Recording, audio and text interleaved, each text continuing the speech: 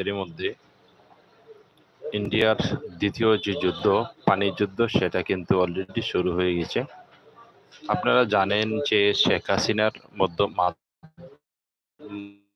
মাধ্যমে বাংলাদেশে ইন্ডিয়া, ভারতের মোদী সরকার বিজয়ী হয়েছিল মঈনুদ্দিন ফখরুদ্দিনের সময়।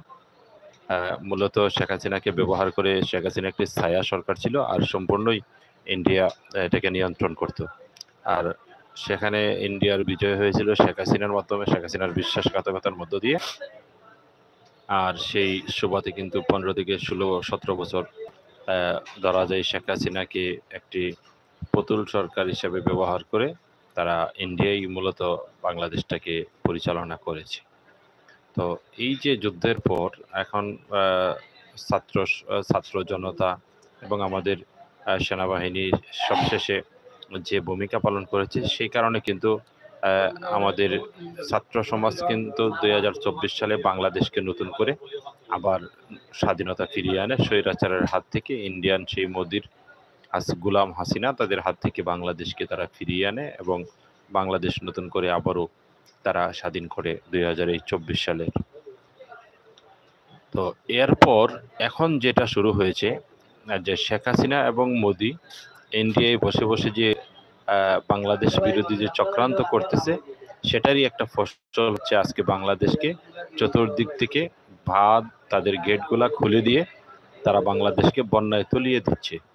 তো এই যে বন্যায় তলিয়ে দিচ্ছে, ভারত সরকার যদি এতটাই হিন্দু ধর্মের মানুষের প্রতি এতটাই তাদের ভালোবাসা থাকতো, মায়া থাকতো, তাহলে দেখুন আজকে বাংলাদেশের যে সমস্ত এলাকায় ফেনী, কুমিল্লা, ব্রাহ্মণবাড়িয়া, মৌলভীবাজার সহ বিভিন্ন এলাকায় প্রচুর হিন্দু সমাজের মানুষ বসবাস করে। আজকে কিন্তু এই বন্যার পানি চতুর্দিক থেকে যখন বাংলাদেশে, মুসলমানদের মসজিদ বাড়িঘর শুধু পানির তলে যাচ্ছে না, সেখানে কিন্তু হিন্দুদের মন্দির, তাদের যে ধর্মীয় যে উপাসনালয়গুলো আছে সেগুলো কিন্তু পানির তলে যাচ্ছে। তো আপনি যখন মুসলমানদেরকে কষ্ট দেওয়ার জন্য, বাংলাদেশের মানুষকে আপনার পরাধীনতা স্বীকার করানোর জন্য বিভিন্নভাবে চাপ দিবেন গোলাম সরকারের মাধ্যমে, আর পানি যুদ্ধ শুরু করবেন বাংলাদেশের বিরুদ্ধে, তখন তো সেটা শুধু মুসলমানদের বিরুদ্ধে যাবে না, এই সমাজে যারা বসবাস করে হিন্দু, বৌদ্ধ, খ্রিস্টান, ধর্ম, বর্ণ নির্বিশেষে সকলের বিরুদ্ধেই যায়। আজকে দেখুন বিভিন্ন জায়গাতে মন্দিরগুলো পানির তলে ডুবে গেছে, মসজিদ ডুবে গেছে, হিন্দু মুসলমান সকলের বাড়িঘর কিন্তু পানির তলে ডুবে গেছে। তো এই যে একটা পানির যুদ্ধ ভারতের সরকার শুরু করেছে, আরিতা চৌধুরী কমেন্ট করেছেন, হাই দাদা, কেমন আছেন? ভালো আছি আলহামদুলিল্লাহ, আপনারা কেমন আছেন? তো দেখুন, আমরা ভারতের জনগণ এবং বাংলাদেশের বিশেষ করে জনগণ যারা আছে, আমরা যদি 47-এ যদি ভারতবর্ষ যদি ভাগ না হতো, আলাদা না হতো, তাহলে কিন্তু আমরা একটা দেশে থাকতাম।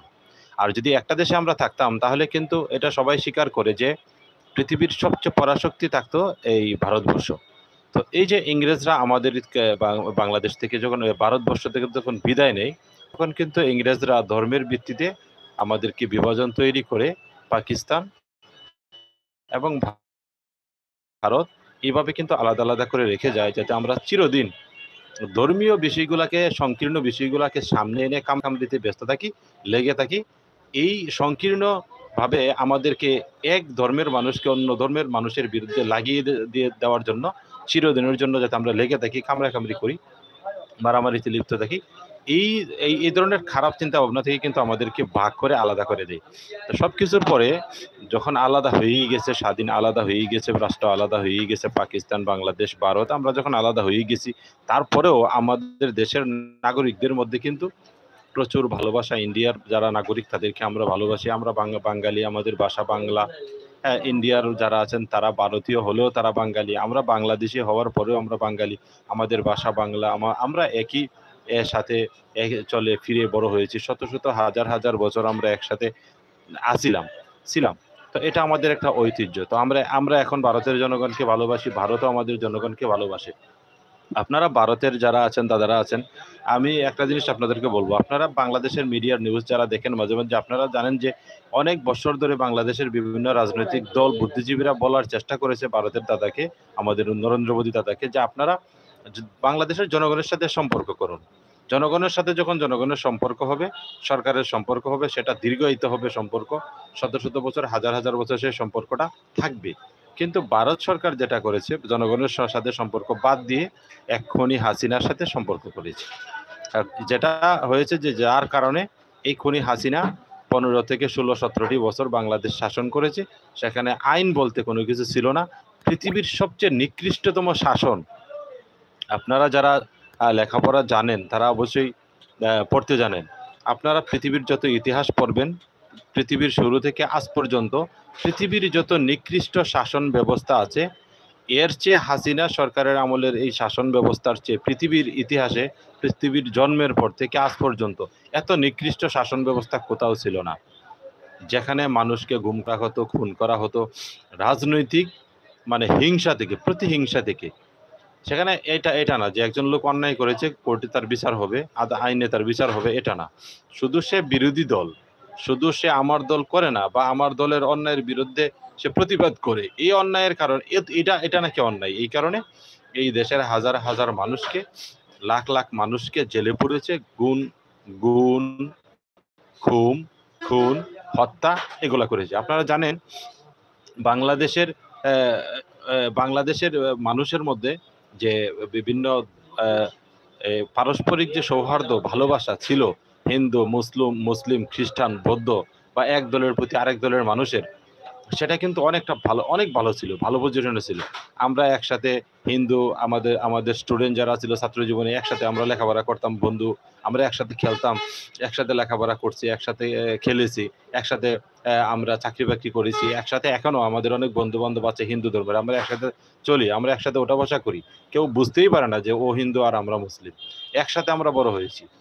তো এই যে আপনারা দেখতে পাচ্ছেন যে আমার পিছনে মোবাইলের কিছু কিছু মোবাইল আছে, আমি ব্যবসা করি, আমি মিডিয়ার কাজ করি। তো আমার এক হিন্দু নানার কাছ থেকে, উনি আমার নানার বন্ধু ছিল ছোট সময়ের, ওই হিন্দু নানার কাছ থেকে আমি টাকা এনে, আমার টাকা পয়সা ছিল না প্রাথমিক অবস্থায় ব্যবসা শুরু করার মতো। তো আমার এক হিন্দু নানা, যে আমার নানার ছোট সময়ের বন্ধু ছিল, এবং ৭১-এর সময় ওই নানার কাছ থেকে, হিন্দু নানার কাছ থেকে শোনা যে ইন্ডিয়ায় পালিয়ে গিয়ে, আর আমার নানা তাদের ফ্যামিলির দেখাশোনা, বাজার আজার থেকে শুরু করে তাদের গরু বাছর খেত খামার সবকিছু করতেন। হ্যাঁ, করে ওদের বাড়িতে দান পৌঁছাই দিতেন, বাজার আজার সবকিছু দিতেন। ওই হিন্দুর নানার কাছ থেকে আমি শুনছি এই গল্প, এবং আমার হিন্দু নানা আমাকে বলছে যে নাতি, তোর কাছে আমরা ঋণী আছি, তুই আমার কাছ থেকে টাকা পয়সা নিয়ে ব্যবসা শুরু কর। ওই নানার কাছ থেকে টাকা পয়সা নিয়ে তারপর আমি ব্যবসাটা প্রথম শুরু করি। সে কিন্তু আমার হিন্দু নানা ছিল। কিন্তু যতটুকু ভালোবাসা আমাদেরকে দিয়েছে বা যতটুকু ভালোবাসে, আমরা তাকে হিন্দু নানা মনে করি না। আমরা আমার নিজের নানার মতোই মনে করি। তো এই যে একটা সৌহার্দ্য, এই যে একটা ভালোবাসা, হিন্দু মুসলিম এক দলের মানুষের প্রতি অন্য দলের মানুষের, এক ধর্মের মানুষের প্রতি অন্য ধর্মের মানুষের, এইটা একমাত্র নষ্ট করেছে বাংলাদেশে এই হাসিনা। এই হাসিনার কোনো ধর্ম নাই। সে যাকে ব্যবহার করা দরকার, দলীয় প্রয়োজনে, ক্ষমতায় থাকার দরকারে, প্রয়োজনে সে ব্যবহার করে, সে ব্যবহার করবে, এটাই তার ধর্ম। তার ধর্ম বলতে সে যাকে দরকার ব্যবহার করবে, প্রয়োজন হয়েছে ব্যবহার করবে, টিস্যুর মতো, আবার এটাকে ছুঁড়ে ফেলে দিবে। এটাই হচ্ছে বাংলাদেশের শেখ হাসিনা, এটাই হচ্ছে বাংলাদেশের আওয়ামী লীগ। যার কারণে মুসলমানদেরকে এবং হিন্দুদেরকে মুখোমুখি দাঁড় করিয়ে দিয়েছে। আজকে হিন্দু অনেক দাদারা মনে করেন যে মুসলমানরা দুশমন, অনেক মুসলমান মনে করে যে হিন্দুরা দুশমন। জি না, আমরা চিরকাল ধরে, হাজার হাজার বছর ধরে আমরা মিলেমিশে একসাথে বড় হয়েছি, একসাথে লেখাপড়া করেছি, চাকরি করি, একসাথে থাকি, রাজনীতি সবকিছুই আমাদের একসাথে। কিন্তু এই আওয়ামী লীগের মতো, বাংলাদেশের আওয়ামী লীগ আর ভারতের বিজেপি, এই রকম কিছু উগ্র সন্ত্রাসী সংগঠন পৃথিবীর মধ্যে আছে, যারা কিনা মুসলমান, হিন্দু, বৌদ্ধ, খ্রিস্টান বা বিভিন্ন দলের মানুষকে, বিভিন্ন ধর্মের মানুষকে মুখোমুখি এনে দাঁড় করিয়ে দেয়। এরা হচ্ছে পৃথিবীর নিকৃষ্ট মানুষ। আজকে যে বিষয়টা হচ্ছে দেখুন, বাংলাদেশ ভারতে বৃষ্টি হয়, বৃষ্টিপ্রবণ এলাকাই হচ্ছে বাংলাদেশ এবং ভারতের মেঘালয় সহ বিভিন্ন রাষ্ট্র যেগুলো আছে। তো এখানে যে বৃষ্টিপ্রবণ এলাকা, সবচেয়ে বেশি বৃষ্টি হয়। মাসের পর মাস, সপ্তাহের পর সপ্তাহ বৃষ্টি হলেও কিন্তু এরকম বন্যা হয় না। এখন যে হালকা হালকা কিছু বৃষ্টিপাত হচ্ছে বিভিন্ন জায়গাতে, একাতে করে দেখা যাচ্ছে আজকে মন্দির, মসজিদ সবকিছু তলিয়ে যাচ্ছে। এই এই আস এইভাবে সকল দিক থেকে পানি ছেড়ে দেওয়া, এটা আসলে এটা একটা ভালো দিক না।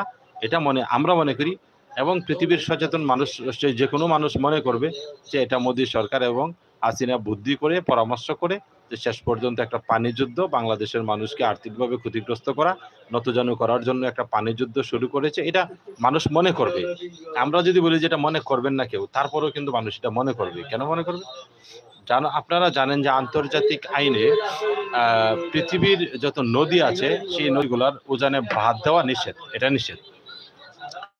নদীর পানি প্রতিটা দেশ ব্যবহার করবে। ভারতের ভিতর দিয়ে যাবে, ভারত ব্যবহার করবে। বাংলাদেশের ভিতর দিয়ে যাবে, বাংলাদেশ ব্যবহার করবে। চীনের ভিতর দিয়ে যাবে, চীন ব্যবহার করবে। পাকিস্তানের ভিতর দিয়ে যাবে, পাকিস্তান ব্যবহার করবে। মানে যেই দেশের ভিতর দিয়ে নদী যাবে ওই দেশের মানুষ তাদের প্রয়োজনে পানি ব্যবহার করবে যতটুকু প্রয়োজন। সেখানে বাঁধ দিয়ে পানি আটকানো সম্পূর্ণ আন্তর্জাতিক আইনে নিষেধ। এটা আন্তর্জাতিক আইনের বহির্ভূত কাজ। তাহলে বাংলাদেশে বাদ দেওয়া, পাকিস্তানে বাদ দেওয়া, চীনে বাদ দেওয়া, ইন্ডিয়াতে বাদ দেওয়া, বাদ দিয়ে সেখানে পানিকে, প্রচুর পরিমাণ পানিকে আটকিয়ে রাখা। এরপর যখন প্রাকৃতিকভাবে বৃষ্টি হয়, প্রচুর পরিমাণ পানির উপরে যখন আরো পানি হয়, তখন বিপদ সীমার অনেক উপরে চলে যায় পানি। আর তখন কি করে, ওই অতিরিক্ত পানি তাদের দেশের বিভিন্ন এলাকা যখন বন্যায় প্লাবিত হয়, তাদের এলাকার মানুষকে বন্যার হাত থেকে রক্ষা করার জন্য অতিরিক্ত এই পানিকে পানির বাঠির অঞ্চলে এলাকায় ছেড়ে দেওয়া হয় হঠাৎ করে। আর তখন ওই বাঠির অঞ্চলের মানুষের ফল ফসল, বাড়ি ঘর, জমি জমা, পশু পাখি থেকে শুরু করে এখানের মানুষের জীবন বিপন্ন হয়। কোটি কোটি মানুষ, হাজার হাজার মানুষ ক্ষতিগ্রস্ত হয়। মৎস্য খামারের ক্ষতি হয়, দেশের ক্ষতি হয়, আর্থিকভাবে দেশ ক্ষতিগ্রস্ত হয়, মানুষের জানমালের ক্ষতি হয়, মানুষের মৃত্যু হয়, পশু পাখির মৃত্যু হয়। এই যে পানিটাকে আপনি আটকে দিলেন, আইন বহির্ভূত কাজ, এটা আপনার কোনো দেশে এটা করতে পারে না। এটা না ভারত, না বাংলাদেশ, না পাকিস্তান, না শ্রীলঙ্কা, যে কোনো দেশ এটা করতে পারে না। এটা আন্তর্জাতিক আইনের লঙ্ঘন। আপনি পানি আটকে দিচ্ছেন, আবার পানি ছেড়ে দিচ্ছেন। এই যে আটকাচ্ছেন, এই পানির প্রবাহটাকে বন্ধ করতেছেন, এটাও অন্যায়। আবার পানি হঠাৎ ছেড়ে দিচ্ছেন বেশি পরিমাণে, তখন বাটির এলাকার মানুষের, অন্য দেশের মানুষের ক্ষতি হচ্ছে, এটাও অন্যায়। তো এই অন্যায় কাজটা ভারত করতেছে, পাকিস্তানও করে, এবং বিভিন্ন দেশ এটা করে। তো এই যে কাজটা যারা করতেছেন, এটা আসলে ভালো কাজ না। আমার কথা হচ্ছে, আপনারা পানি ছেড়ে দেন, বাঁধ দেওয়ার তো দরকার নাই। আপনাদের যে যতটুকু দরকার আপনারা ব্যবহার করেন। আপনাদের ব্যবহার করার পরে যতটুকু পানি আসে আমাদের দেশে, বাংলাদেশে, ততটুকু বাংলাদেশে আসবে। এরপর বাংলাদেশ থেকে যদি অন্য কোনো দেশে চলে যায়, তাও চলে যাবে, সমস্যা কি? যার যতটুকু দরকার সে ব্যবহার করবে। পানিকে আটকে রাখবেন, আবার হঠাৎ করে পানিকে ছেড়ে দিবেন। এই যে হঠাৎ করে পানি ছেড়ে দেওয়ার কারণে তো ভারতেরও অনেক এলাকায়, যে ওই যে অনেক এলাকায়, যে বাঁধের পরবর্তী যে এলাকাগুলো আছে, সেখানে কিন্তু ভারতেরও অনেক এলাকা প্লাবিত হয়। বিভিন্ন সময় বন্যায় প্লাবিত হয়, তাদেরও ক্ষতি হয়। ভারতের নাগরিকরাও ক্ষতিগ্রস্ত হয়। বিশেষ করে বাংলাদেশের মানুষও ক্ষতিগ্রস্ত হয়। বাঁধের নিচের দিকে যাদের বাড়িঘর, তারারও কিন্তু ক্ষতি হয়। তো এই যে ভারত সরকার যে ফারাক্কার বাঁধ বা বিভিন্ন বাঁধ দিয়েছে, বা টিপাই মুখের বাঁধ দিয়েছে, এই ভারত দিচ্ছে, পাকিস্তান দিচ্ছে, তারপরে চীন দিচ্ছে। এইগুলা হচ্ছে আন্তর্জাতিকভাবে বেআইনি কাজ। আমার কথা হচ্ছে, আপনারা সবাই আওয়াজ তুলুন। কোনো দেশ, পৃথিবীর কোনো দেশ তাদের আন্তর্জাতিক নদীতে যাতে বাঁধ দিতে না পারে। হ্যাঁ, যে নদী এক দেশ থেকে অন্য দেশে প্রবাহিত হয়েছে, সেই নদীতে যাতে বাঁধ দিতে না পারে, এটার বিরুদ্ধে জাতিসংঘ থেকে শুরু করে আন্তর্জাতিকভাবে অ্যামনেস্টি ইন্টারন্যাশনাল সহ মানবাধিকার সংগঠন যারা রয়েছে, তাদেরও আওয়াজ তোলা দরকার। এভাবে বাদ দিয়ে যদি আপনি সারা নদীগুলার পানি আটকে দেন, তাহলে ওই বাটি এলাকার মানুষ তো তারা ফসল চাষ করতে পারবে না। আবার পানি ছেড়ে দিবেন, তাদের ফসল নষ্ট হবে, জানমালের ক্ষতি হবে। তাহলে আন্তর্জাতিক এইভাবে যারা বাদ দিয়ে মানুষকে ক্ষতিগ্রস্ত করতেছে, মানুষের জানমালের ক্ষতি করতেছে, এদের বিরুদ্ধে আন্তর্জাতিক আইনে মামলা দেওয়া দরকার, যাতে করে এই বাঁধগুলা তারা উঠায় নিতে বাধ্য হয়। অনেকেই বলেন যে ভাই, বাংলাদেশ সরকার কি পারে না ওই ইন্ডিয়ার বাঁধের পার্শ্ববর্তী আরেকটা বাঁধ দিতে? আমি বলবো যে ভাই, ওই রকম বাঁধ দিতে গেলে তো আবার হাজার হাজার কোটি টাকা খরচ হবে। যারা বাদ দিয়েছে তারা আন্তর্জাতিক আইন লঙ্ঘন করে দিয়েছে, এখন যারা দিবে তারাও তো আন্তর্জাতিক আইন লঙ্ঘন করে দিবে। তো কুকুর যদি আমার পায়ে কামড় দেয়, আমি কি কুকুরকে ধরে তার পায়ে সমান সমান করে আরেকটা কামড় দেবো? সেটা তো হতে পারে না। আমি বলবো যেটা সেটা হচ্ছে জনগণের টাকা খরচ করে এই বাঁধ না দিয়ে জনগণের এই পানি আটকিয়ে রেখে পানি হঠাৎ ছেড়ে দিয়ে মানুষের মৃত্যুর কারণ না ঘটিয়ে এই বাঁধগুলা আন্তর্জাতিক আদালতে মামলা দিয়ে যাতে তুলে দেওয়া হয়, ফারাক্কা বাঁধ সহ আরো যত বাঁধ আছে, তাহলে দেখা যাবে যে পানি নর্মাল ভাবে 12 মাস প্রবাহিত হবে। নর্মাল ভাবে যখন 12 মাস পানি প্রবাহিত হবে, তখন এই পানি কারো জন্য ক্ষতির কারণ হবে না। সবাই এই পানি দিয়ে থেকে সেচ প্রকল্প ব্যবহার করতে পারবে, বিদ্যুৎ করতে পারবে, যা যা দরকার সবকিছুই পারবে। কিন্তু এখন ভারত যেটা করতেছে, যে এখন যেহেতু শেখ হাসিনাকে ক্ষমতায় রাখতে পারলোই না, পৃথিবীর সবচেয়ে নিকৃষ্ট স্বৈরা শাসক, যার কোনো ধর্মের প্রতি বিশ্বাস নেই, না সে হিন্দু ধর্ম বিশ্বাস করে, না সে ইসলাম ধর্ম বিশ্বাস করে। সে কিছুদিন আগে বলেছিল, আপনারা যারা হিন্দু ধর্মের দাদারা আছেন আমাকে ধন্যবাদ দিচ্ছেন বা বিভিন্ন কমেন্ট করতেছেন, আপনাদেরকে বলি একটা কথা শুনেন।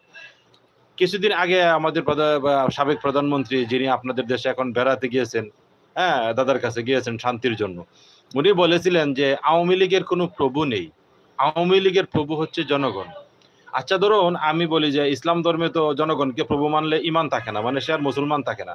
আমি যতটুকু জানি হিন্দু ধর্মের তারাও জনগণকে স্রষ্টা বা প্রভু মনে করে না, বিশ্বাস করে না। সে যদি স্রষ্টাকে বাদ দিয়ে মানুষকে প্রভু মনে করে, স্রষ্টা মনে করে, তাহলে তো সে তার হিন্দু ধর্মের প্রতি বিশ্বাস থাকলো না। এটা কোনো ধর্মই সৃষ্টিকে স্রষ্টা মানে না, স্রষ্টা আলাদা জিনিস। সৃষ্টি আর স্রষ্টা আলাদা স্রষ্টা। তাহলে আমাদের উনি বলেছিলেন যে আমরা জনগণকে প্রভু মনে করি, আমাদের কোনো প্রভু নেই।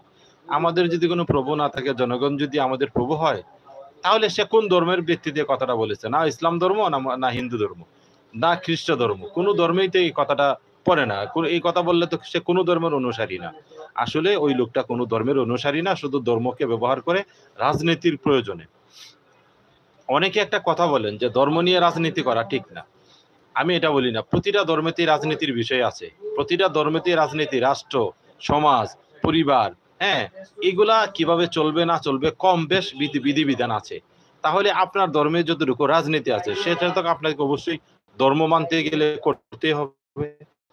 ধর্ম নিয়ে রাজনীতি করা কোনো সমস্যা নাই, কিন্তু যারা ধর্ম নিয়ে রাজনীতি না করে রাজনীতির প্রয়োজনে ধর্মকে ব্যবহার করে, কথাটা বোঝার চেষ্টা করবেন। একজন লোক সবসময় নামাজ পড়ে, সে মাথায় টুপি রাখতে পারে, পাঞ্জাবি রাখতে পারে, দাড়ি রাখতে পারে। একজন লোক সব সময় হিন্দু ধর্মের অনুসরণ করে, সে তার তপ জপ বিভিন্ন যেগুলো আছে, হ্যাঁ, রাম রাম কৃষ্ণ বিভিন্ন ধরনের আমল আছে যেগুলোতে সে করতেই পারে, বা বিভিন্ন ধরনের পোশাক আছে, ধর্মীয় পোশাক সে রাখতেই পারে, এটা কোনো সমস্যা না। কিন্তু ধর্মকে মানবে, ধর্মকে ব্যক্তি, পরিবার, সমাজ, রাষ্ট্রের বিভিন্ন যতটুকু যেখানে যতটুকু ধর্ম আইন আছে, বিধান আছে, সেটা মানবে, এটা একটা বিষয়। আবার ধর্ম একেবারেই মানে না, কিন্তু ধর্মীয় বিষয়গুলা মাঝে মধ্যে রাজনীতির স্বার্থের জন্য সামনে আনে, শুধু রাজনীতির স্বার্থের জন্য, দলকে জিতানোর জন্য, জনগণকে ভুল বুঝিয়ে ভোট পাওয়ার জন্য শুধু ধর্মীয় বিষয়গুলা মাঝে মধ্যে সামনে আনে, নিজেকে খুব বেশি ধার্মিক দেখানোর চেষ্টা করে, কিন্তু সে ধর্ম আসলেই মানে না, এটা সে ধর্মকে ব্যবহার করে, এটা হচ্ছে অন্যায়। আপনি ধর্মকে ব্যবহার করবেন রাজনীতির প্রয়োজনে, পণ্য হিসেবে ব্যবহার করবেন, ধর্ম ব্যক্তি, পরিবার, সমাজ, রাষ্ট্র কোথাও ভালোভাবে মানবেন না, এটা তো ঠিক না। আমার দাদাদেরকে একটা কথা বলি, ভারতের দাদারা আমাদেরকে খুব ভালোবাসেন, আমরাও আপনাদেরকে ভালোবাসি। হ্যাঁ, এই ভালোবাসা চিরদিনের, মানুষের প্রতি মানুষের প্রেম, প্রতিবেশীর প্রতি প্রতিবেশীর প্রেম, ভালোবাসা, সেটা চিরদিন থাকবে। এটা মোদিও আমাদেরকে না করলে পারবে না, হাসিনাও পারবে না আমাদেরকে না করলে। আমরা আপনাদেরকে ভালোবাসবো, আপনারা আমাদেরকে ভালোবাসবেন।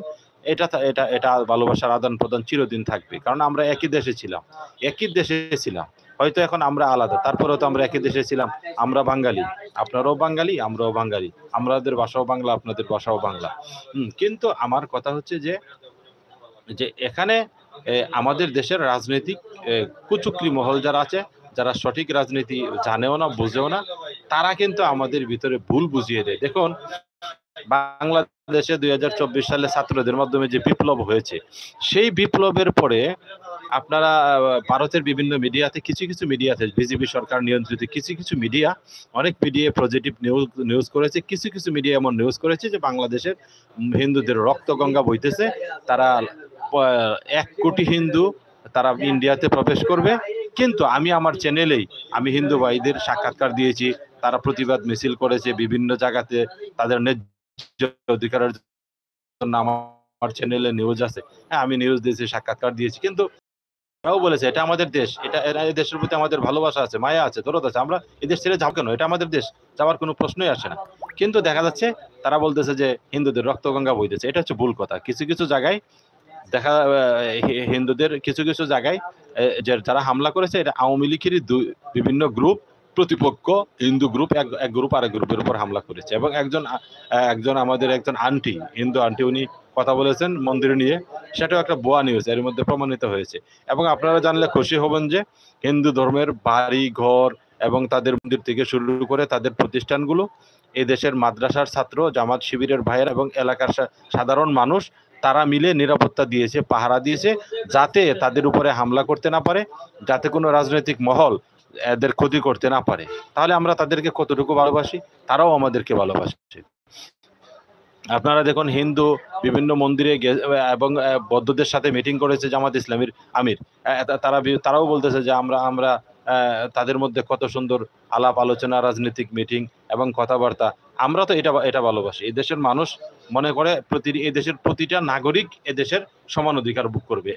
এবং এই দেশের সংবিধানে যারা সংখ্যালঘু সংখ্যাগরিষ্ঠ শব্দটা ঢুকিয়েছে, আমি মনে করি তাদেরকে কোনো এক সময়, আমি আজকে দাবিটা তুললাম, কোনো এক সময় তাদের বিরুদ্ধে যাতে বিচার হয়। কেন সংখ্যালঘু সংখ্যাগরিষ্ঠ শব্দ বাংলাদেশের সংবিধানে থাকবে? সংখ্যালঘু এই শব্দটা বাংলাদেশ জামায়াতে ইসলামী সহ বিভিন্ন দল তারা এটাকে পছন্দ করে না। তারা বলতেছে এরকম কোনো শব্দ থাকতে পারে না, আমরা এটা পছন্দ করি না। সংখ্যালঘু থাকবে কেন? এদেশের প্রতিটা নাগরিক, আমাদের যে নোবেল বিজয়ী ডক্টর ইউনূস, উনিও কিছুদিন আগে বলেছেন মন্দিরে গিয়ে যে সংখ্যালঘু আপনারা নাগরিক অধিকারের দাবি তুলেন, যে আপনারা প্রত্যেকে এদেশে নাগরিক অধিকার চান। প্রতিটা মানুষ যদি আইনের ভিত্তিতে নাগরিক অধিকার আপনারা পেয়ে যান, তাহলে এদেশের হিন্দু বৌদ্ধ খ্রিস্টান সবাই শান্তিতে থাকবে, কেউ কারো উপরে অন্যায় করতে পারবে না, জুলুম করতে পারবে না। তাহলে এই দেশের নাগরিক সমাজ এই দেশের ধর্মের ভিত্তিতে হবে না, যে সংখ্যালঘু সংখ্যাগরিষ্ঠ, এটা না। এদেশের প্রতিটা মানুষ সমান অধিকার পাবে এই দেশের আইনের ভিত্তিতে। প্রতিটা মানুষ তার ধর্মীয় স্বাধীনতা পাবে এবং এই দেশের আইন তাকে 100% সিকিউরিটি দিবে, সমান অধিকার পাবে দেশের আইনে। সেখানে সংখ্যালঘু শব্দ এনে দিয়ে এতটা বছর ধরে আমাদের ভিতরে হানাহানি লাগে যে সংখ্যালঘু সংখ্যাগরিষ্ঠ। আরে ভাই, আমি সংখ্যাগরিষ্ঠ হলে রাষ্ট্র কি আমাকে বেশি ফেসিলিটি দিবে? যে আমার এখানে বেশি ফেসিলিটি, ধরুন একটা অফিসে যদি একজন মুসলমান চাকরি করে, একজন হিন্দু ভাই চাকরি করে, একই ক্যাটাগরিতে সে চাকরি করে, একই সময় সে ডিউটি করে। এখন আমি মুসলমান বলে আমাকে বেতন দিবে 40,000, আর ওই লোকটা হিন্দু বলে তাকে দিবে 20,000 টাকা বেতন। এটা কি এরকম? না। তাহলে এই বিভাজনটাকে যারা সামনে এনে যারা সংখ্যালঘু সংখ্যাগরিষ্ঠতার জিকির তোলে, তারা নির্বাচনে শুধু হিন্দু ভাইদের, বৌদ্ধ হিন্দু খ্রিস্টান এদের ভোট নেওয়ার জন্য, ভোট ডাকাতি করে ফাঁস করার জন্য জিকির তোলে। আপনারা আরেকটা বিষয় জানলে খুশি হবেন, বাংলাদেশের স্বাধীনতার পর থেকে আজ পর্যন্ত যত হিন্দু ভাইদের, অন্য ধর্মের ভাইদের জমি জামা যতটা দখল করেছে, হ্যাঁ, তাদের বাড়িঘর উচ্ছেদ করেছে, তাদের এগুলা যারা দখল করেছে জমি জামা ধন সম্পদ, এর 70% মিডিয়ার তথ্য হচ্ছে, নিউজ হচ্ছে, এর 70% হচ্ছে দখল করেছে আওয়ামী লীগ। তাহলে যেই দলটা হিন্দুদেরকে সবচেয়ে বেশি ভালোবাসার জিকির তুলে, তারা তো 16-17টা বছর এই দেশের রাষ্ট্র ক্ষমতায় ছিল। তাহলে এই দেশের রাষ্ট্র ক্ষমতায় 16-17 বছর থাকার পরেও যারা মন্দিরে হামলা করেছে, বিভিন্ন মন্দিরে আগুন দিয়েছে, বিভিন্ন সময় হিন্দু ভাইদের বাড়ি ঘরে আগুন দিয়েছে, এই 17 বছরে এই সন্ত্রাসী আওয়ামী লীগ কেন একটা মন্দিরের ব্যাপারেও তদন্ত করলো না?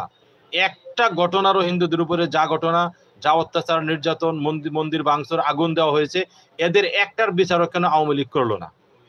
একটার বিচারও করতে পারেনি। এই আওয়ামী লীগ কোনো ধর্মকেই বিশ্বাস করে না।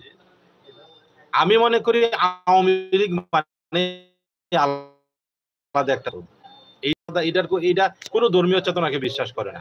যদি বিশ্বাস করতো তাহলে 17 বছর কেন একটা হিন্দু বাড়িতে হামলা হয়েছে, একটা মন্দিরে হামলা হয়েছে, আগুন দেওয়া হয়েছে, এইরকম একটা ঘটনার বিচার তারা কেন করতে পারলো না? এটা কি ভালোবাসা? আপনারা হিন্দু দাদারা যদি এখন বলেন যে দাদা তারপরও সবকিছুর পরে আমরা হিন্দুরা আওয়ামী লীগকে বেশি ভালোবাসি আর আওয়ামী লীগ আমাদেরকে বেশি ভালোবাসে, তাহলে আমি বলবো যে আপনি কমেন্ট বক্সে আমাকে বলেন এটা কি ভালোবাসার নমুনা যে 17 বছরে একটা ঘটনারও বিচার করতে পারবে না ক্ষমতায় থাকার পরও?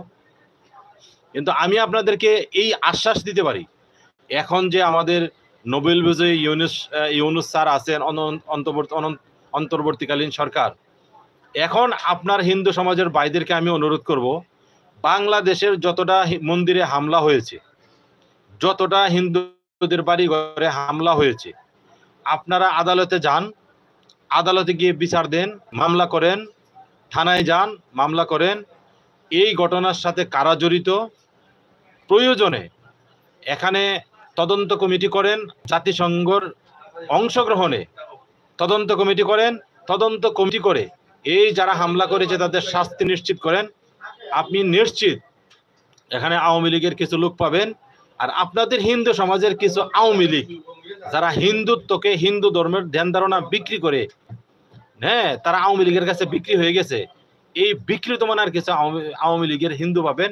আর আমাদের মুসলমান মানা কিছু নামমাত্র মুসলমান, ছোট সময় বগা কাটছিল, হ্যাঁ হ্যাঁ মুসলমান হয়ে গেছে, এই রকম নাম মাত্র মুসলমান কুলাঙ্গার আর হিন্দু কিছু কুলাঙ্গার, এই দুই শ্রেণীর মুসলমান কিছু কুলাঙ্গার, হিন্দু কিছু কুলাঙ্গার, এরা মিলে মন্দিরে হামলা করে, এরা মসজিদে হামলা করে, এরা হিন্দুর উপর হামলা করে, মুসলমানের উপর হামলা করে। এদের কোনো ধর্ম নাই, এদের বিরুদ্ধে মামলা দেন, এদের বিরুদ্ধে মামলা করে এদের বিচার নিশ্চিত করেন, দেখবেন যারা ধরা পড়বে, যাদের বিচার হবে, তারা শাস্তি পাবে। এরা আওয়ামী লীগ, এরা হিন্দু, সবকিছুর পরে এরা হিন্দু। আর সাধারণ মুসলমানদের অংশগ্রহণ পাবেন হাতে গোনা কয়েকজন, এরা হচ্ছে হুজুগে বাঙালি।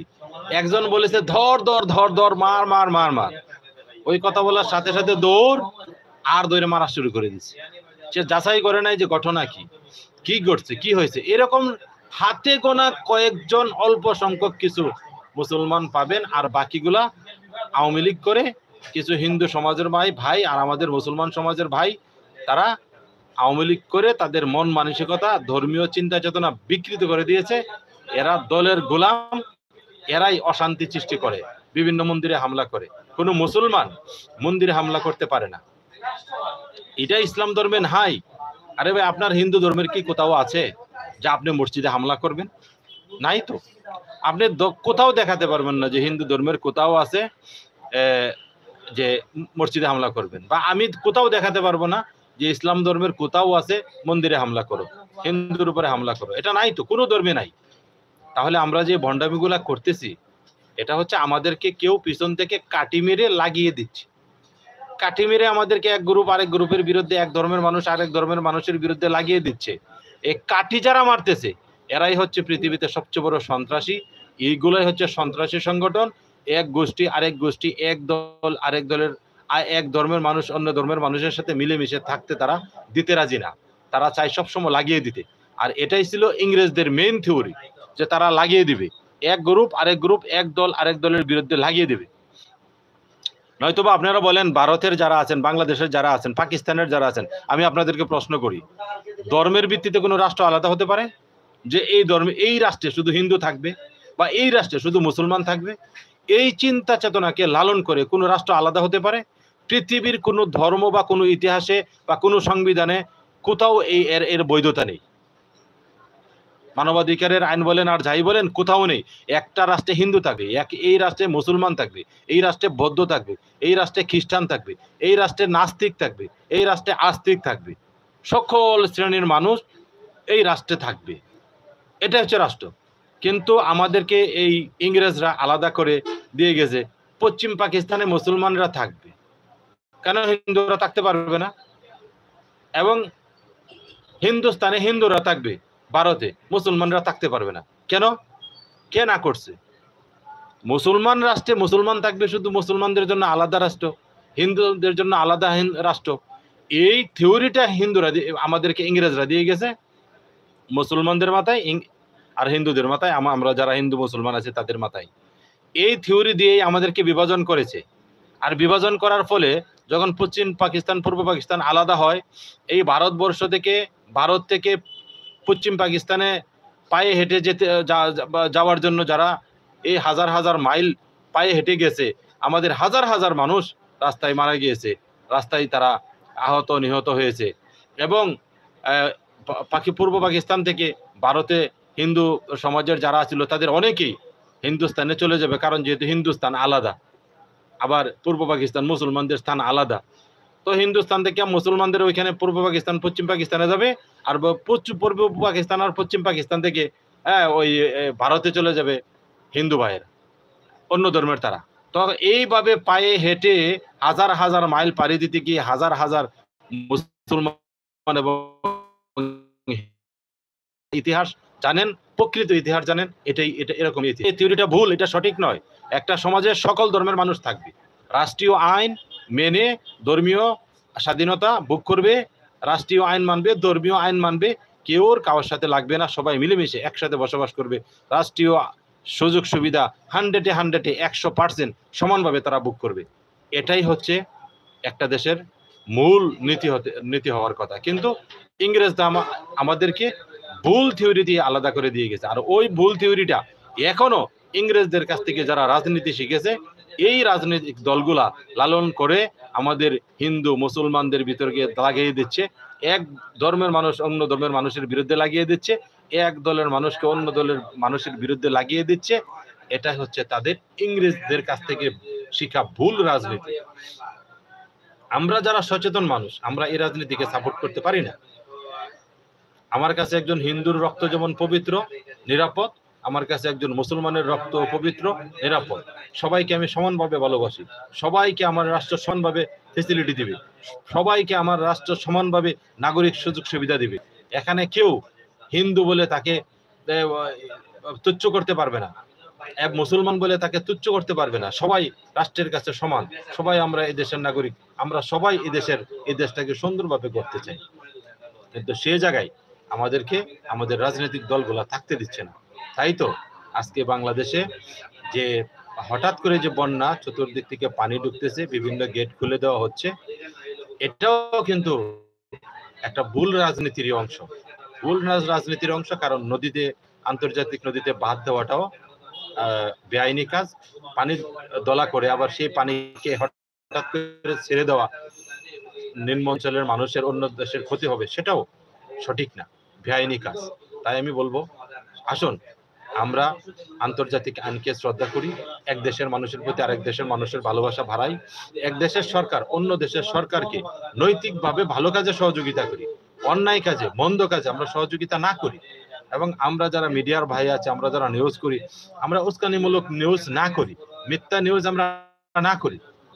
মিথ্যা নিউজ করব কেন? আমি তো মানুষ, আমার তো জবাবদিহি করতে হবে, আমারও তো একটা বাণিজ্যত আছে, আমারও তো একটা মান সম্মানের বিষয় আছে, আমাকেও তো মানুষ মনে করে। কেন আমি মিথ্যা নিউজ করব?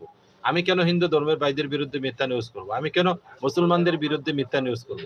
আমি কেন ইন্ডিয়ার বিরুদ্ধে মিথ্যা নিউজ করব? আমি কেন বাংলাদেশের বিষয় নিয়ে মিথ্যা নিউজ করব? তাই আসুন আমরা সবাইকে ভালোবাসি। আমরা আসলে সবাই এক, আমরা সবাই মানুষ, আমরা একই আদমের সন্তান, আমরা সবাই মানুষ। আমরা এক দেশের মানুষ আরেক দেশের মানুষকে ভালোবাসি, এক দেশের সরকার আরেক দেশের সরকারকে নৈতিক এবং ভালো কাজে সহযোগিতা করি, ভালোবাসি। অন্যায় কাজে সহযোগিতা এবং ভালোবাসা আমরা দূরে থাকি। অন্যায় কাজে কেউ কাউকে সাপোর্ট দিতে পারি না, অন্যায় কাজে আমরা কেউ কাউকে সাপোর্ট দিতে পারি না, সহযোগিতা করতে পারি না। ভালো কাজে আমরা সহযোগিতা করব, এক দেশের মানুষ আরেক দেশের মানুষকে, এক দেশের সরকার এক দেশের সরকারকে। আর আমাদের এখানে ধর্মীয় কোনো বিভাজন থাকবে না। আমরা আসুন সবাই, আমরা প্রতিটা মানুষ, আমরা সকল ধর্মের মানুষের জন্য সমান আইন, সমান সুযোগ সুবিধা, সমান নাগরিক ফেসিলিটি আমরা নিশ্চিত করার কথা বলি, যাতে কেউ কারো উপরে কেউ অন্যায় করতে পারে না। ধর্মীয় উস্কানি দিয়ে যাতে কেউ কারো উপরে অন্যায় করতে পারে না। আমরা এইটা নিয়ে আমরা এখন থেকে সোচ্চার হই, আমরা কথা বলি। তো এই পর্যন্ত আমি কথা বললাম। যদি আমার কথায় যদি তত্ত্বগত কোনো ভুল থাকে, বিভিন্ন ঐতিহাসিক বিষয় নিয়ে কথা বলেছি, হ্যাঁ, তো তত্ত্বগত কোনো ভুল থাকলে সেটা ওরে মার্জনা করবেন। আর আমার কোনো ভুল আপনাদের কাছে ধরা পড়লে আপনারা কমেন্ট আকারে আমাকেও বলবেন। সুন্দর ভাষায় যদি সমালোচনা করেন, আমার বিরুদ্ধেও যায়, সেটাকেও আমি আপনাদেরকে সাধুবাদ জানাবো। এজন্য আমি খুশি হব। আমি আমার ভুল ধরলে আমি কোনো সময় বেজার হই না। আমি মনে কষ্ট নেই না। আমাকে যারা ভুল ধরবে আমি মনে করব কি সে আমার শুভাকাঙ্ক্ষী, সে আমাকে ভালোবাসে। যদি আমাকে ভালোবাসে তারাই কিন্তু আমার ভুল ধরবে। তারাই কিন্তু কমেন্ট করে আমাকে ভুল ধরবে, "দাদা এই কথাটা সঠিক না। দাদা এটা ভুল বলেছেন বা এটা এরকম না এরকম।" হ্যাঁ, অবশ্যই। আমি আপনাদের কমেন্টকে আমার বিরুদ্ধে গেলেও সেই কমেন্টকেও আমি মূল্যায়ন করব, আমি শ্রদ্ধা করব, ভালোবাসবো। কারণ আমার বিরুদ্ধে যারা আমার ভুল যারা ধরবে তারা আমাকে ভালোবাসে বিধায় আমার ভুল ধরবে। আর যারা আমার ভুল ধরবে না তারা তো আমাকে ভালোই বাসে না, ভুল ধরবে কেন? তো ভালো থাকুন সবাই যে যেখান থেকে আজকের ভিডিওটি লাইভটি দেখেছেন। অনেক সময় আপনাদের আমি নষ্ট করেছি। তো আপনাদের সবাইকে অসংখ্য ধন্যবাদ জানিয়ে শেষ করছি আজকের মতো। তো আপনারা জানাবেন যে আসলে আমি যেটা বলেছি যে পানির যুদ্ধটা আসলেই কি পানির যুদ্ধ নাকি আসলে এটা কি? এই যে এটা কি পানির যুদ্ধ নাকি এমনিতেই পানি আ এসে বাংলাদেশে ঢুকতেছে প্রচুর বৃষ্টির কারণে? এটা আপনারা কমেন্ট করবেন আশা করি। তো ভালো থাকুন সবাই।